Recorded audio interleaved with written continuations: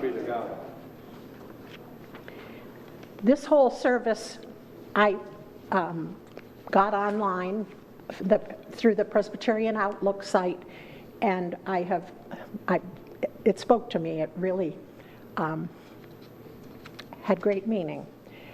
And this sermon, or message, not a sermon, it's a message, was written by a woman, and her location was San Diego, California. So there's a couple of things within the sermon that I will change to make it sound more local, but the idea is still the same.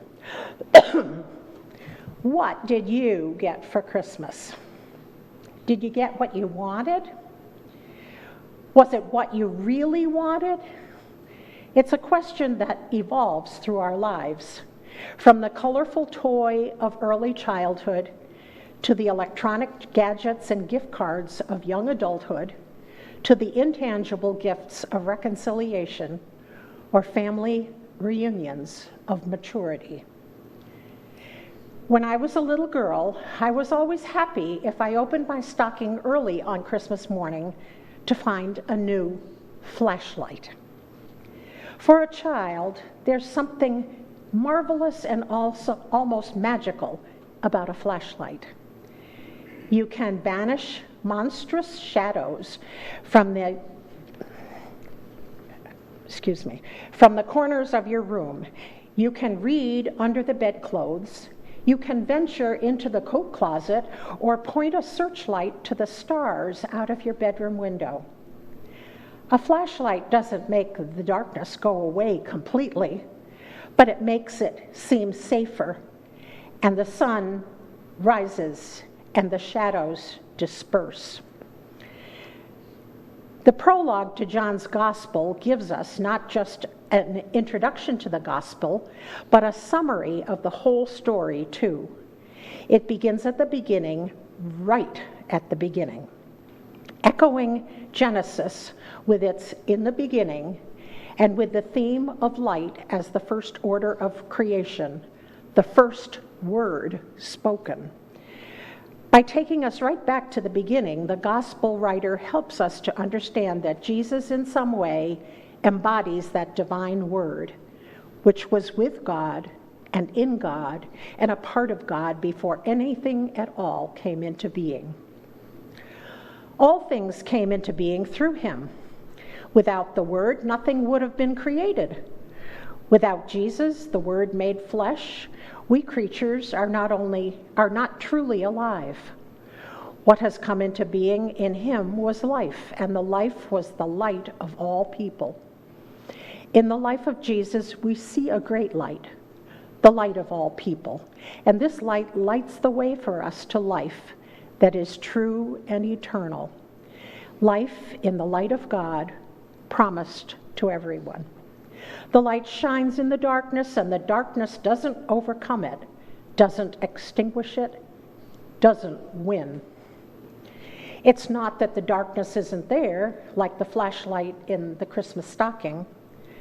The light shines into the darkness, making it less scary and offering us hope that the darkness will ultimately be banished. At this time of year, I really notice the darkness.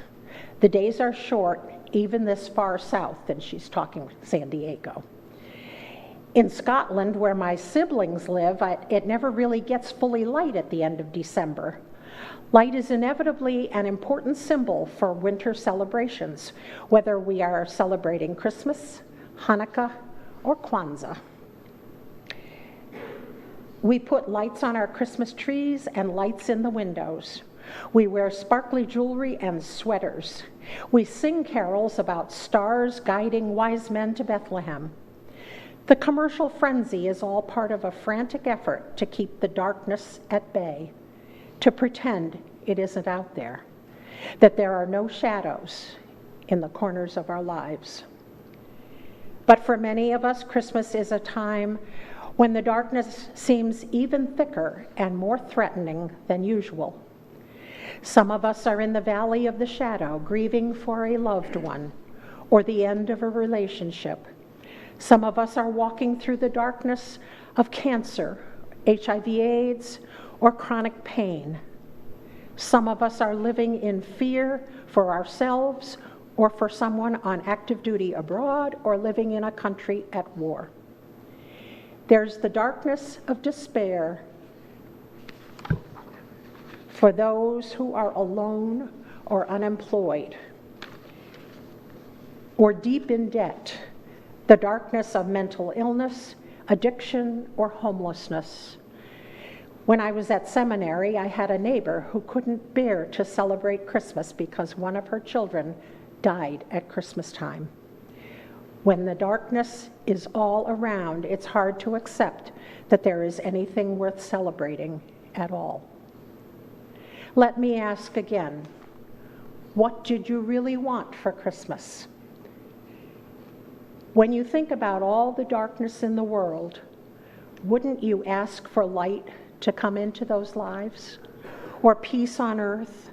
For a cure for cancer or a world where justice is impartial? Yes, yet there is much to celebrate at Christmas. God has come to us.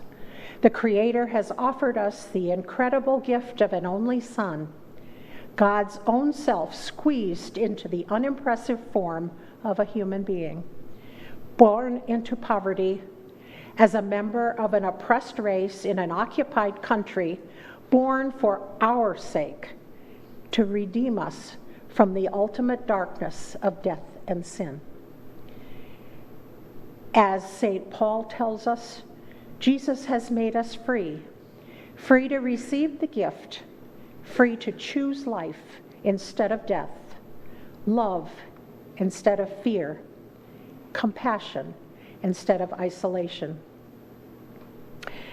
I remember the cozy, safe feeling I had as a child when I snuggled right under the covers, head and all, in the dark nest of my bed. That was a friendly darkness, even before I switched on my precious new flashlight, because it shut out the bigger, scarier darkness on the other side of the bedroom. I could pretend that the real darkness wasn't there, but without the darkness, we would not know how important the light is.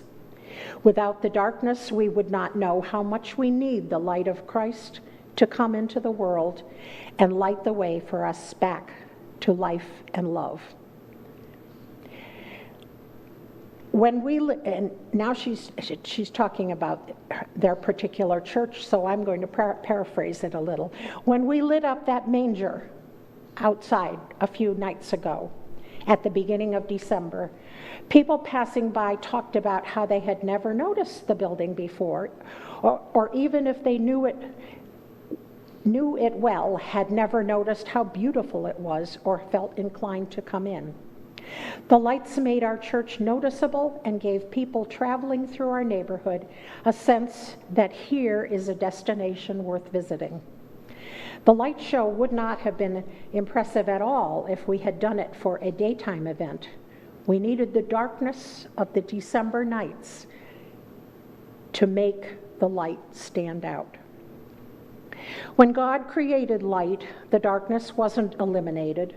The darkness remains, but the light stands fast, pushing back the darkness and never allowing it to prevail. And we play a part in shining the light out into the darkness. When we reach out to our neighbors, the light shines. When we refuse to participate in bigotry or injustice, the light shines. When we give voice to the plight of the voiceless, the light shines. The lights stand as a symbol for the light of Christ, shining out on our town, standing fast against the hatred and despair. As we prepare for the new year ahead, my prayer is that we will be a beacon of light for our town, that we will shine out ever more strongly, pushing the darkness ever further back, speaking out for justice and compassion, because that's what the world wants for Christmas. what the world needs in 2026. A light to light the way through the darkness to the bright glory of life in its fullness. When Jesus was born in Bethlehem, the world received that light, and each Christmas we receive it again. It is our joyful task to bear the light into the world and to let it shine out, sharing the good news of Christ, the light of the world, who shines still today despite the darkness and who will never be overcome. Alleluia. Unto us a child is born. O come, let us adore him. Alleluia.